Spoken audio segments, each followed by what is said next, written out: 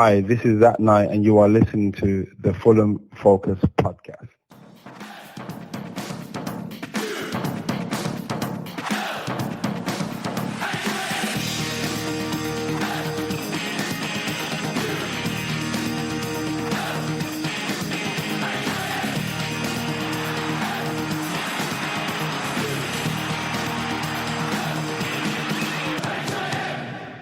Fulham. Hello, welcome to the Fulham Focus podcast. My name is Matt Boisclair, and a bad week got worse tonight as Fulham are out the Carabao Cup after a resounding defeat to Brentford. Imagine being a Brentford fan, getting a result like that in the Mickey Mouse Cup less than 2 months after a result like that was the only thing you wanted in the world. I jest, but we've got far bigger things to worry about than a defeat in a stadium, which is a mismatch of colours which made my eyes go funny all night. Can things get any better this weekend? We're here to look ahead to the trip to play Wolves at Molineux on Sunday. Plus, Danny joins me a little later on for a Bobby Zamora in Focus chat. I've got Ben and Baldo with me, so let's get straight into it. Fulham. Right, lads, I suppose we better just take a quick look at that absolute shit show in Hounslow this evening.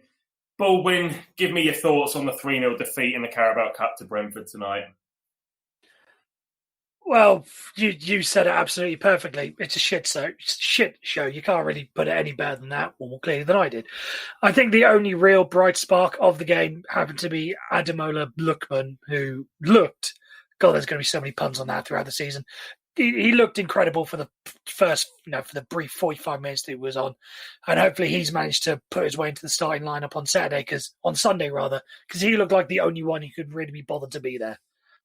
And a brief word on another debutant, Ola Aina.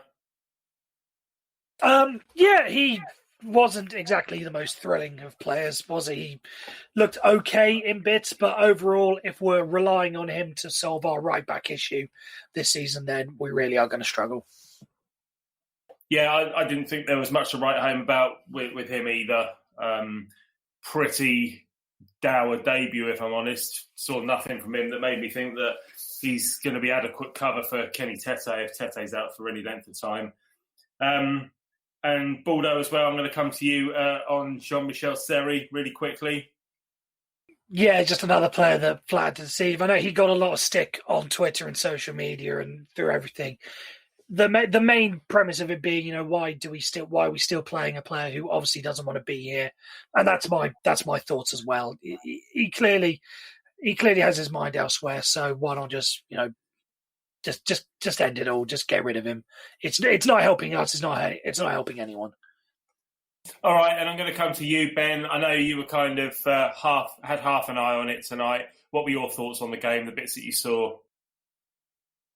Yeah, it's not really an ideal result against a championship team. Still shipping 3 goals, we're doing all season. We just looked devoid of confidence. That no one seems to know what they're doing. No one seems to know what the plan is. Our one method of attack seems to be get the ball out wide and whip it into the box, which sometimes pays off when you've got Mitrovic up front, but when you've got AK-47, it just wasn't working. He was shocking. He was shocking tonight, AK-47. I thought he had a dreadful game. I like the one he put on Sorensen. That made it worth watching. Apart from that, it didn't do much. Yeah, no, he didn't. I mean, Aina on the right he gave the ball away a few times. He looked all right going forward, but defensively he looked a bit unsure.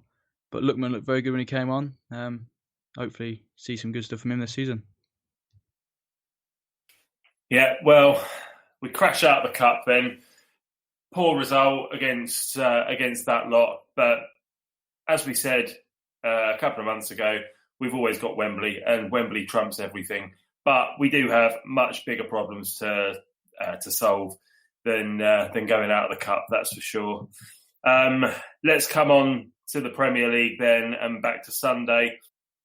I just want to come to you both quickly on this as well. I mean, Ben, you and I spoke about this on the show earlier in the week, but it's to do with Tony Khan and his comments on Twitter and trying to take the world on using his Twitter account. I think we all agreed the other day that him staying away from Twitter altogether would be the best thing for the good of not only for him, but for the club as well. Since then, Scott Parker's publicly condemned Tony for apologising for the team's performance. which in Scott Parker's opinion wasn't warranted. Surely a public argument between the director of football and the head coach, Ben, is the last thing we need at the moment.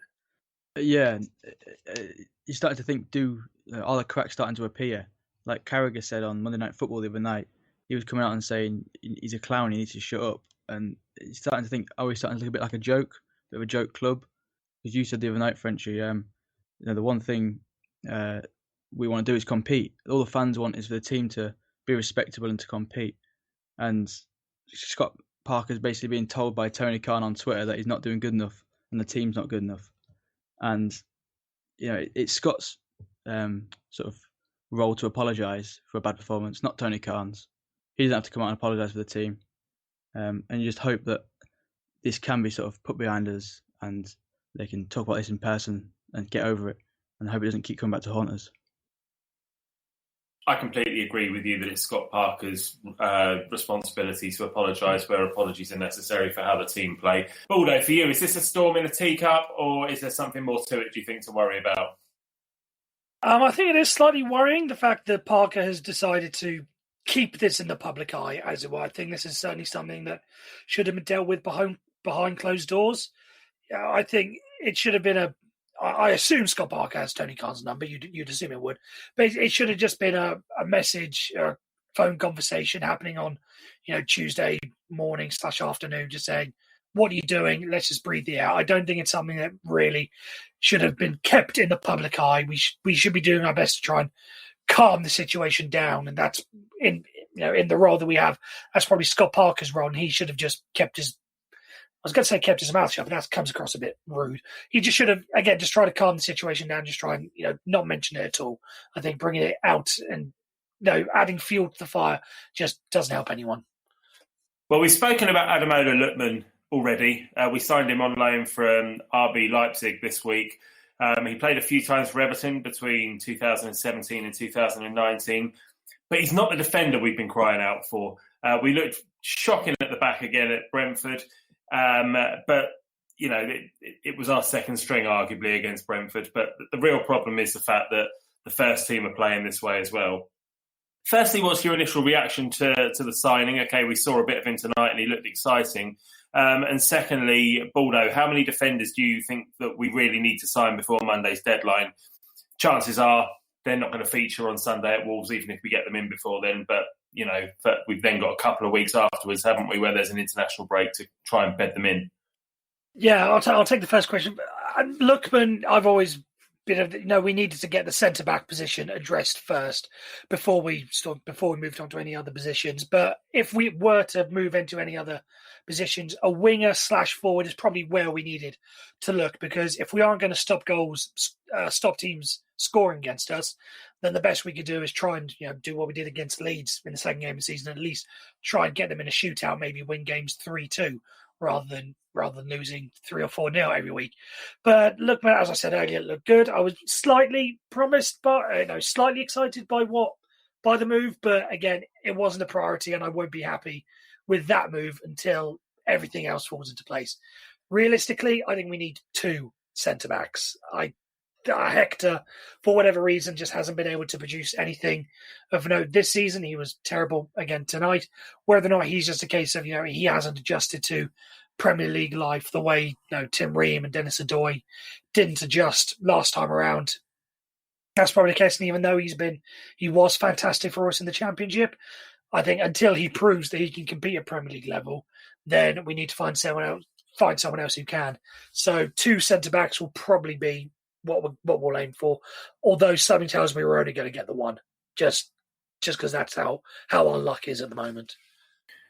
On the subject of Michael Hector, obviously he was very good last season, but it doesn't take long for a player, once they've had a bad game or two, to completely lose all confidence. He's not a bad player, but he looks a little bit lost at the moment. So I think you could be right. I think we might see a couple of defenders come in, and I really hope that the addition of a couple of players in the same position will push him on and be that kick up the backside he needs to rediscover his form.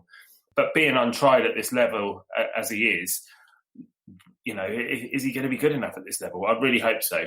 What about you, Ben? Do you think that we'll see 1 or 2 defenders come in, or maybe even 0 if the worst happens? I think we will see a couple. Well, we need to see a couple, really, judging by defence so far. I do think one's going to come in. He's going to be a good player. He's going to be a starter. Someone straight away, like you've said, can put pressure on Hector, can make Hector sort of push on.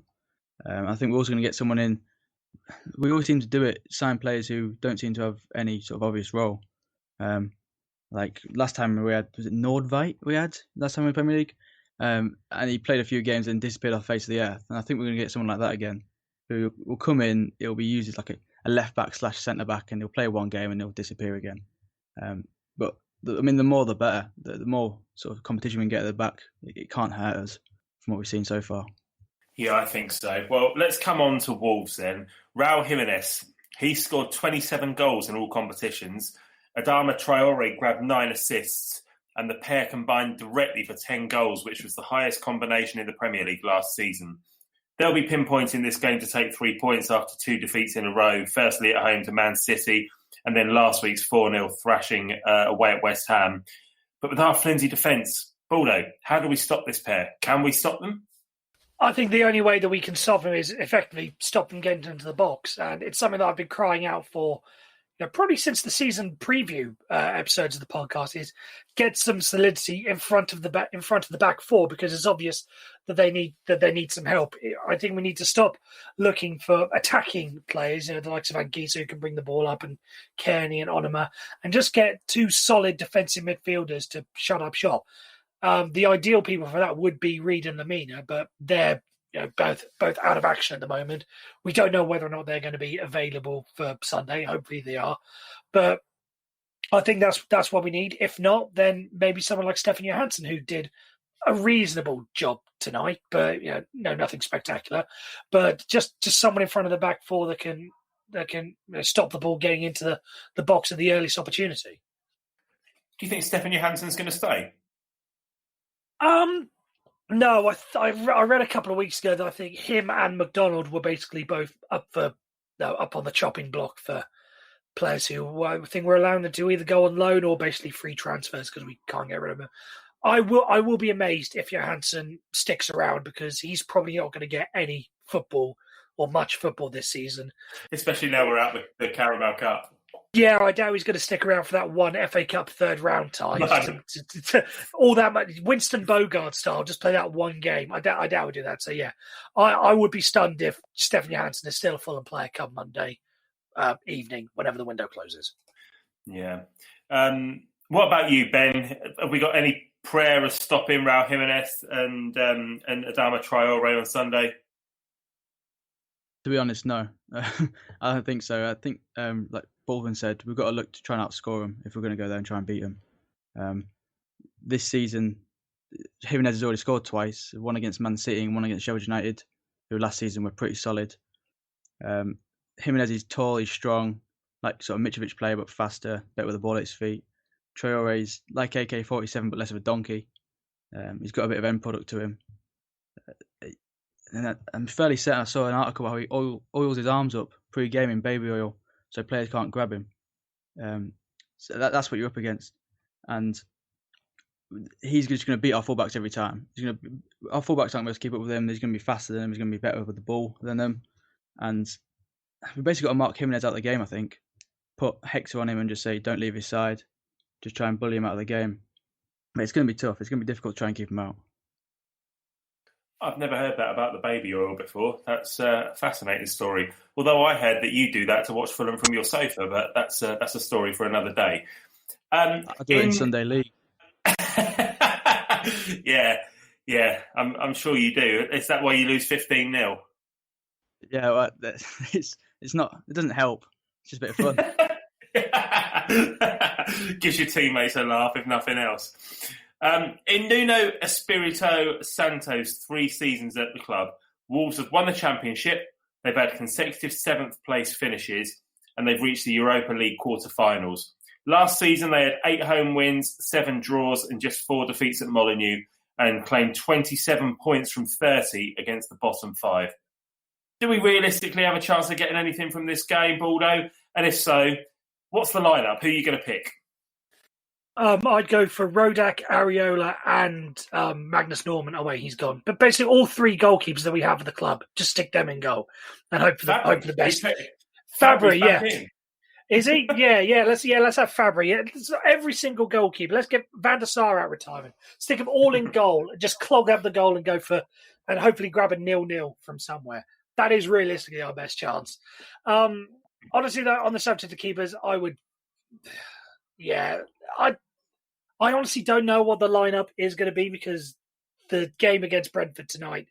Some players you'd think would start on Sunday, some you don't. So you don't know who's going to start. It's a baffling one. I'd go for Areola in goal, personally. Tete, we assume, is going to be out. So that probably means Dannyboi at right back. That probably means Hector, Ream, and... No, I'll go for Anthony Robinson at left back. He seems to be doing pretty well at the moment. Reed and Lamina would be the ones, but we don't know if they're going to be fit. So for the sake of this, let's go Anguissa, Kearney, and Onuma. Then Cavallero one wing, Reed on one on the other, and Mitra up front. And honestly, we're still going to lose 5-0, so I don't think it's really that really matters at this point, does it? Fucking hell, you two, you're killing me. Sorry, wait, why? Why? Is there any reason to be positive at the moment? No. Well, Ben's just said we're going to sign a player like bloody Norvite who's never going to play. You're saying we're going to lose 5-0. Jesus Christ. Okay, Mr. Positivity, what would you do? Well, I'm all for bringing all the goalkeepers we've ever had out of retirement and sticking them all and just filling the goal up with them. I'll take the 0-0. Yeah, I mean, you're right. I think it will be Areola in goal. It's either going to be Aina or Dannyboi at right back. Probably Dannyboi because I didn't see anything from Aina tonight that made me think that he's anywhere near ready to play in the Premier League. I think we'll see Joe Bryan at left back, and I think we'll probably see Hector and Ream as centre halves, and hopefully that'll be the last time that combination will be used this season. 3 in midfield. Yeah, I mean, Onuma, I can't see, I don't think Kearney will play again, will he? Onuma, Anguissa, and another. Who else do we normally play? Who can, well, maybe it will be Kearney then. Maybe it's Kearney. I think we'll see Lookman, and I think we'll see Cavallero, and I think we'll see Mitrovic. I think they'll be the 3 forwards. How about you, Ben? Any changes to that? Who have I missed? Mine's very similar, to be fair. Areola, Tete if he's fit, but don't think he will be. I've put Max in a Marsh on based on the cup game, but that's gone out the window. So Ream. Reed if he's fit, but he's probably not going to be. But midfield 3, I'd probably go Johansson, Anguissa, Reed. Johansson just be a shithouse and just wallop him every time they come forward. Reed to stand up front and do nothing and miss a few open goals. I'd have Lookman up front, Mitro and AK-47 because AK-47 is a bit of a laugh if nothing else. Well, he'll do someone in. Everyone's already laughing at us at the moment, so yeah, why not? Bloody hell, what a season this is going to be. All right, let's go back and look at a better time. Danny and I spoke about Bobby Zamora, so let's go to that chat. Fulham. Right, I've got Danny with me again this week to talk about another Fulham legend. This week, it's Bobby Zamora. Danny, how are you, mate? How you doing, mate? Yeah, no, I'm looking forward to this one. I was a big fan of Zamora. Well, he signed for Fulham in July 2008 as part of a double deal that also saw his West Ham teammate John Pansel move to South West 6. Cost us just over £6 million for the pair. Both players enjoyed a very successful spell at Fulham, but Bobby Zamora was more of a household name in the Premier League after spells with Spurs and the Hammers. Did the prospect of Zamora replacing McBride excite you? It was obviously a sad time seeing McBride go. I think everyone would have liked him to stay another couple of years. But I think Zamora was a pretty good player for West Ham. Didn't work out for him at Tottenham, did it? But overall, he was a good replacement, wasn't he? I mean, I think if we're being honest, he had more to his game than McBride did. Well, the squad from the previous season needed a mass overhaul anyway because it was pretty dire, and Roy Hodgson did really well to keep us up, given the players that were at his disposal, I think. But players that essentially Roy got the best out of in the end. In terms of Zamora, I remember him being at Brighton in the lower leagues, and he was absolutely prolific. Every week he seemed to score for Brighton. But then there was a bit of a stigma attached to him when he came to the Premier League. And, there were the derogatory songs that were sung, generally making him out to be a bit crap. But he wasn't. And that stigma did follow him to Fulham because he got off to a frosty start with the fans, who I think many of whom did struggle to take to him, certainly at the beginning.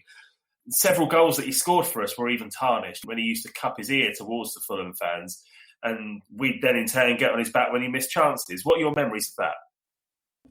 Yeah, it's sad that that's how it started, and he was obviously the kind of player that would take the comments he reads on social media and the boos in the ground to heart. And we're all human beings. We all feel it differently in that kind of environment, I suppose. And I'm sure he regrets it with hindsight, doing the ear cupping. It wasn't going to help. It obviously was his way of relieving that frustration and proving a point.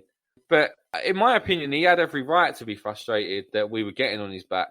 When you normally sign a centre forward, the first thing you think of is they're going to score goals. And he was a different kind of striker. Maybe we hadn't seen many of his type in the past. He was more the feeder for the rest of the team to score goals. I always refer to him as kind of being like the tree trunk that held up all the other branches around him. And everything seemed to be about him holding the ball up and then feeding other people in, runners off of him. And when you took him out of the team, the tree seemed to fall apart. All the branches weren't attached no more. So for me, he was a massive reason why Andy Johnson scored the goals he did and why we finished 7th. It wasn't about the fact that he was scoring goals. It was about the fact that he made us a better team. Maybe took us a year to understand and appreciate that. Obviously, in the Europa League season, he scored a few more, but he still played the same role. I just think we slowly began to realise how important he was and appreciate him more. Just think of that turnaround, though, in such a short space of time. We went from a team that was really struggling and just stayed up at Pompey in 2008 by the skin of our teeth, to then the next season adding the likes of Gira and Schwarzer and, as you say, AJ, Pansel. And we got into Europe, finishing 7th. That is a hell of a turnaround, isn't it, in such a short space of time? That's what I mean about Zamora being a better player than McBride. I think Zamora just took us to the next level, I felt. I remember Jamie Carragher saying, of all the strikers he played against, Zamora was one of the ones he didn't enjoy playing against the most because he would drag you out wide and he was a handful of a player. He just had everything, didn't he? I mean, if you watch highlights of Zamora's time with Fulham, there's as many assists as there is goals, where he's involved in the build-up play. He was a massive part of why we had the turnaround we had. I think Fulham was clearly the best spell of his top-flight career and got to play for England as a result of doing well for us. And maybe it was just a case of Roy Hodgson just understood the type of player he was more than any other manager and knew how to set up the team around him. Just like we got the best out of most of those players. Well, you can't mention Bobby Zamora without talking about his magnificent contribution to the Europa League run of 2009/10. I always feel like the European run just means that little bit more because we qualified for it on merit. It wasn't like a fair play thing. We weren't given it on a plate. We qualified on merit via our league standing. Then we did so well in it as well, obviously. And Bobby Zamora, that campaign was just completely unplayable. That's the only way you can put it. What are your memories of his performances during that Europa League run? Well, first of all, I totally agree with you. Qualifying through your league position, I think, is a very big achievement, especially for a club like Fulham. The fact that we were the original team left standing when we got to the final, Atletico Madrid would drop out to the Champions League, a rule that I really don't agree with. So we deserve to be there. And like you said, the manner in which we did it makes it even more of an achievement and even more special. What was my highlight of Zamora during that campaign? It's got to be the Shakhtar goal, hasn't it? I mean, Gira's back heel to him. Them two seem to be on the same wavelength the whole season. Gira doesn't even look. He knows exactly where Zamora is. And Zamora doesn't even have to think about it. Doesn't even take a touch. Just first thing on his mind, hit it. And he couldn't have hit it any sweeter. Shakhtar Donetsk were the best team I've ever seen down at the Cottage. So to score a goal of that quality against a side that good, I think makes the goal even more impressive. Of course, there was the brief battle that he had with Fabio Cannavaro in the Juventus game before getting the equaliser on the night that set us on our way in that game as well. Yeah. And considering we're talking about a World Cup winning captain and somebody who also won the Ballon d'Or, not many centre-backs that win that. It normally goes to people like Messi and Ronaldo. So we are talking about the top of the top. And Cannavaro had no answer to Zamora. Obviously, going down to 10 men made the comeback possible. I don't know if we would have done it without that. But even with him on the pitch and the way Zamora brushed him off for the first goal, I mean, he made him look very average, didn't he? And very weak. But I just think that's credit to Zamora, for me, the best target man in the Premier League at that time. Another thing that struck me about that season as well was not just him, but the team in general. When we played in Europe on a Thursday, our results didn't seem to suffer on the Sunday. You'd think that maybe towards the end of the season, we'd start to see the results drop off in the Premier League. But we did all right after coming back. I seem to remember we beat Birmingham, and there were a couple of other results, maybe against Wigan as well, where we got the win. And he was still scoring, be it in the Premier League or in Europe. And another one, of course, is the Basel one. We went out and won in Basel, qualified to go through to the next round. And then we beat Manchester United 3-0 at home on the Saturday. We also come back from a European game and drew 0-0 at Anfield. So I think it's credit to both the players and Hodgson. I mean, Hodgson managed the squad very well that season. And I think the way we set up, the focus was always on not losing rather than going out there all guns blazing to win a game. If we was to come away with a 0-0 draw or whatever, then I think Hodgson would have been very happy. And I think we finished 12th in the end, which is a pretty good effort considering how many games we played in Europe. And our heads could have easily been turned as we got to the latter stages of the knockout. So all round, great effort from everyone.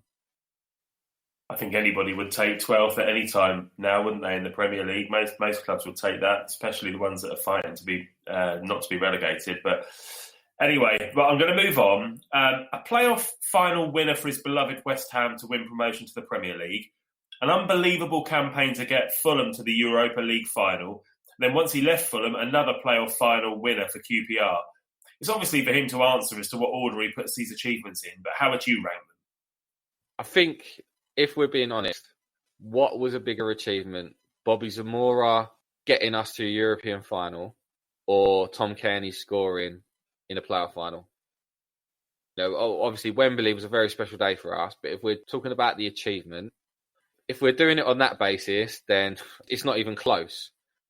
But having said that, that Shakhtar goal is as big as it gets for Zamora on an individual basis. I mean, he scored a very good goal after about 30 seconds away to Wolfsburg, didn't he? But he never had that Dempsey chip or that, Zoltan Gira or Davis moment where he was the real hero in a specific moment. Whereas scoring the winner in a final for both QPR and West Ham, for him personally, he was the hero. He's the one that's remembered for that. I don't know how he would rank it on a personal basis, but it can't get better than scoring the winner in a final for the team you support. And I know he supports West Ham, so I would probably say that, then us, then QPR. But then the QPR one was in the last minute, which I think adds something to it, and they were down to 10 men. It's a really good question. I honestly don't know, but if we're talking on football terms, then the Europa League is by far the biggest achievement. Yeah, I think so. I would be genuinely interested to hear his take on it, though. I'd love to know where he ranks those three. Anyway, let's move on again. So I remember going to watch his England debut against Hungary. I never bothered going to watch England games. They don't bother me, but I went to that, and I think you went to that too as well, didn't you? He would have been in that England World Cup squad in South Africa that summer in 2010 had it not been for the injury that really hampered him at the end of the season. Would have been lovely to have seen a Fulham player at the World Cup playing for England, wouldn't it? Definitely, 100%. And, that night obviously was the first player of our lifetime to get called up for England. But with Zamora, it felt like he was genuinely there because he was one of the top 4 strikers for England at the time. It wasn't because of injuries or because we were just going to give him a trial run in a friendly. And like I said earlier, for me at the time, he was the best target man in the Premier League. And when you think of the kind of strikers we had at that time, it really is a big achievement that he was given an opportunity. And 100% he would have gone to the World Cup. He maybe wouldn't have started, but he would have been involved. No doubt about that. He wouldn't have been going to the World Cup as that 23rd player, just sitting on the bench as a ball boy. He would have definitely been involved. And it would have been such a proud moment for the younger generation of Fulham fans that don't remember George Cohen.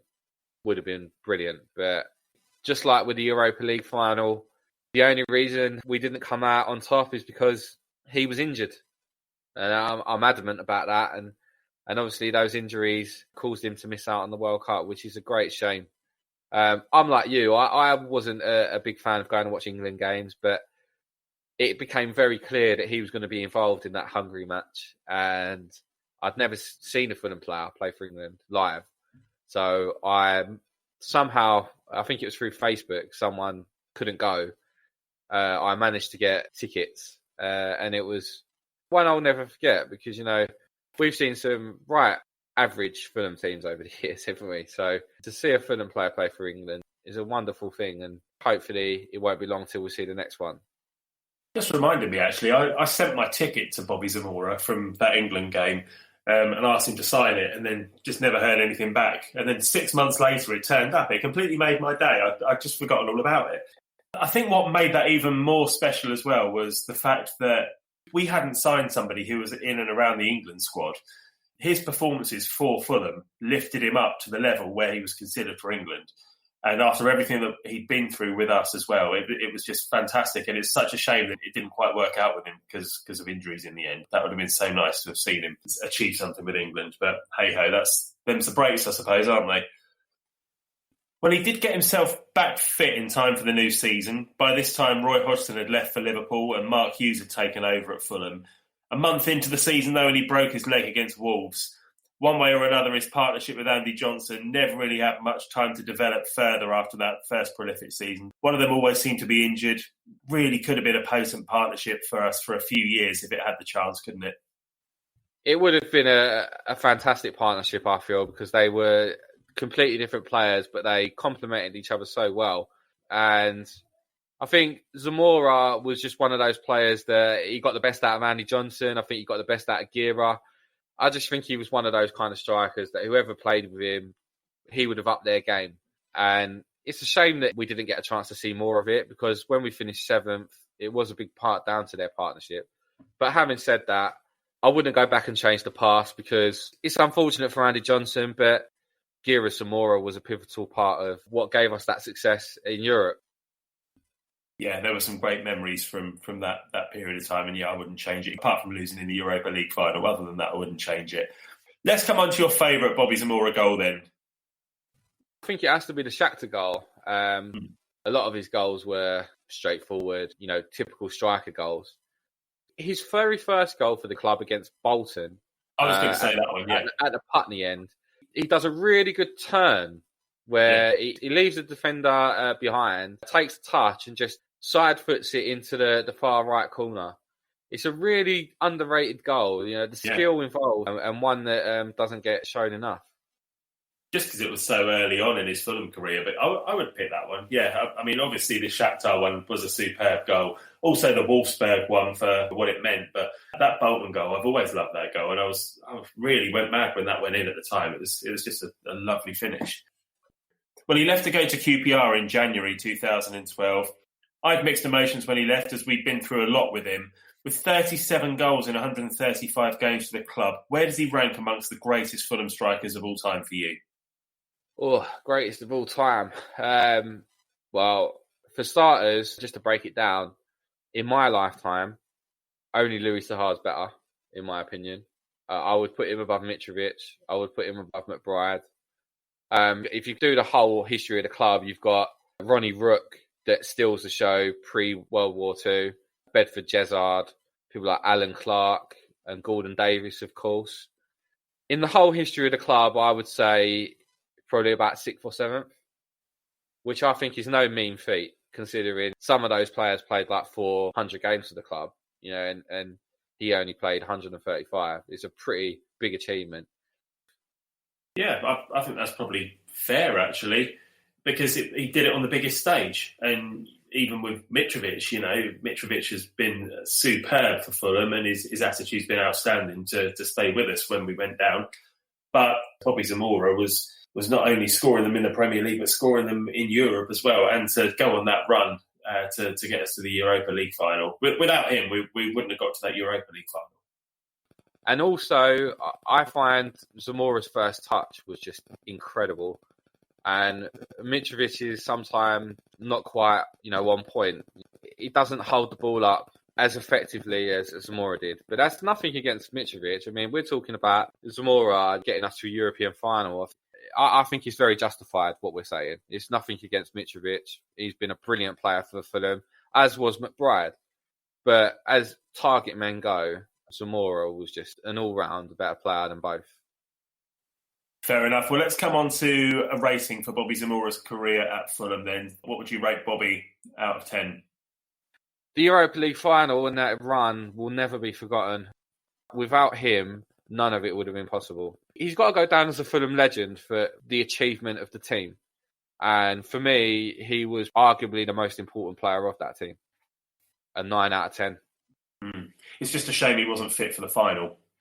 And the difference on the night was the fact that Diego Forlan was the best player on the pitch.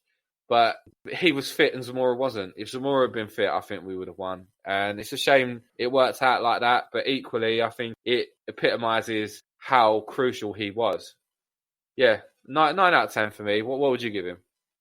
I'm also going to say a 9 out of 10, and it would have been a 10 if it hadn't have been for that frosty, cold relationship. And I don't think that ever really, truly went away, to be honest. I agree with that. Even after everything. So I'd have to, and he's as much to blame for that as the supporters are. But it did exist, and for that reason, it's a point off. But as a footballer, outstanding for Fulham. I enjoyed watching him. I enjoyed watching his goals and the way that he played. And we enjoyed the fruits of his labour as well, you know, with the achievements that we made with getting into Europe, the run that we went on, and everything that went with it. So, yeah, a brilliant time to be a Fulham fan when Bobby Zamora was at his absolute peak, for sure. I think we're on exactly the same page with that. It's just one of them things. But on the pitch, can't fault him. Top class. I think that's a perfect place to end it, mate. Thank you for that. Let's pass it back to the main show. Fulham. Right, lads. Well, we've got Stato's stats in front of us. Baldo, take it away. Right, so let's start off with our record against Wolves. Over the past years, Fulham have won 26 of the games. We have drawn 23, and Wolves have won 43 of the games. We've won one of our last 5 games against Wolves, which was the 2-0 win at home in February 2018, which was at the beginning of our 23-game unbeaten run. Goals from Sessegnon and Alexander Mitrovic. Our last away win, which we always do very well in the Premier League, so keep an eye out for this. Last away win was against Wolves, came in January 2015 in the FA Cup, which I don't know if this technically counts as a win because it was a 3-3 draw, which we won on penalties, and I was at the game that night. It was, if anyone else is there will remember, it was the snowy game in Wolverhampton, and it was actually really entertaining. Why did you go to that? Because I was at university in Stoke at the time, and it was on my way back home from uni after Christmas. What? Why? Why were you at university in Stoke? Because they were the only ones that offered the course. Anyway, I have Marcus Bettinelli's game-worn shirt from that night, so it'll always be a special night for me. Anyway, our last game against Wolves was a 1-0 loss. back in the Premier League back in May 2019. We were already relegated at that point. And I believe this is one of the things that I think that was Harvey Elliott's debut, if anyone still wants to remind ourselves of that person. So that's our record against Wolves. Now let's take a look at their story from last season. And if you thought our season in the Europa League was long, you just wait until you hear about Wolves'. Their season started on the 25th of July in the qualifying round, and it ended on the 11th of August, so literally just under 2 months ago, in the knockout stage of the Europa League. A season that went on for longer than a full calendar year. They played a total of 59 games in a single season, which is actually just 4 short of us when we played in 2009-10, when we had 63. In the league, they started very slowly, only getting their first league win 7 games in. Before that, they'd drawn 4 and lost 2. So hopefully we can get some of that because they'll have played in Europe previously, so they're slow off the mark again here. However, after getting that first win, they embarked on an 11-game unbeaten league run that included a 2-0 away win over Manchester City, and that included 5 wins and 6 draws. After the restart, they continued their good form by winning 5, drawing 1, and losing 3 games, which guided them to a 7th place finish, narrowly missing out on a Europa League spot, only on goal difference to Spurs. In Europe, they breezed through the group stages of the Europa League and reached the quarterfinals before being knocked out by eventual winners Sevilla. And they were knocked out of the FA Cup in the 3rd round and out of the EFL Cup in the 4th round. Lovely stuff, mate. Thank you for that. Ben, over to you. Okay, I'm talking about Wolves' stats from last season. So last season they averaged 1.6 points per home game and then lost 4 league games at home all season to Chelsea, Spurs, Liverpool and Arsenal. The last non-top 6 team to beat them at home was Crystal Palace in January 2019. And despite that pretty good form at home, they've only scored 1.4 goals per game, which is lower than league average of 1.5 goals per home team in the Premier League. But they've only conceded 1 goal a game at home. And 70% of those goals they've conceded came in the second half. And last season, they only scored 1 goal in the first 15 minutes of any home game, which based on our season so far is quite lucky. I'm sure we'll change that. But once they do take the lead at home, they tend not to concede the equaliser. They took the lead 8 times last season and didn't concede an equaliser in any of those games. And we all know Portugal basically send all their young players to Wolves and let them develop. They've now got 10 Portuguese players on their books, along with a Mexican who speaks Portuguese, a Brazilian who speaks Portuguese, and 2 Spanish players, which is basically Portuguese with a different J. 14 players fluent in Hispanic. It's not bad. They've signed Fabio Silva, who's an 18-year-old Portuguese centre-forward from Porto, for a club record 35 million. Played 12 games last year for Porto, and he only scored 1 goal. They also signed Marcal, who's a 31-year-old Brazilian left-back from Lyon, or Marcel. I don't think anyone really cares. We certainly don't. It's 1.8 million from Lyon. Played 11 games last season for Lyon, only getting 1 assist. They also signed Vitinha, a Portuguese midfielder from Porto on loan. A 20-year-old who's only made 8 appearances from the bench last season for Porto, and he didn't score any goals or any assists. They're not very prolific signings so far, to be fair. And Nelson Semedo from Barcelona as a right-back to replace Matt Doherty, who of course went to Spurs for quite a lot of money, I believe. The 26-year-old played for Barca for 3 years and won 2 La Liga titles and 1 Copa del Rey in that time. And that's all I've got. Amazing that they're managing to sign players that were, winning La Liga titles when a couple of years ago they were in the same division as us, in the Championship. But yeah, they've kind of really pulled away from us in the last couple of years, and good luck to them. Their supporters have been long suffering. Also, I think they've really developed from having an identity as a club, and they've come in and said, we've got these owners and these managers, and I think their manager's good friends with, or their owner's good friends with Cristiano Ronaldo's agent. I can't remember his name, but I'm sure Baldwin will shout it at me in a second. And Jose Mendes, do you mean? Yes, that's the one. There you go. Thank you. But they've developed this identity, and it's something we don't have. Apart from this stats machine that Tony Khan's got, that no one knows how it works. They seem to develop this identity of getting young Portuguese players, and they'll start breeding them soon, I think, in test tubes. Well, good luck to them. All right, so let's look at Wolves' key players then. We've already mentioned him, Raul Jimenez, the 29-year-old Mexican striker. Been prolific since joining a couple of years ago. He's scored 30 goals in the league across those 2 seasons and has already got a couple this season as well. He's featured in every game since Wolves have returned to the Premier League in 2018. And majority of his goals come in the penalty area, and he's very much right-footed. Adama Traore was a product of the Barcelona Academy. He's really flourished at Wolves since signing from Middlesbrough. He either plays out on the wing or in the wing-back position, and he's known for his rapid speed and athletic physique. Recent seasons, he's added that bit of technical quality to his game as well by registering 4 goals and 9 assists last season.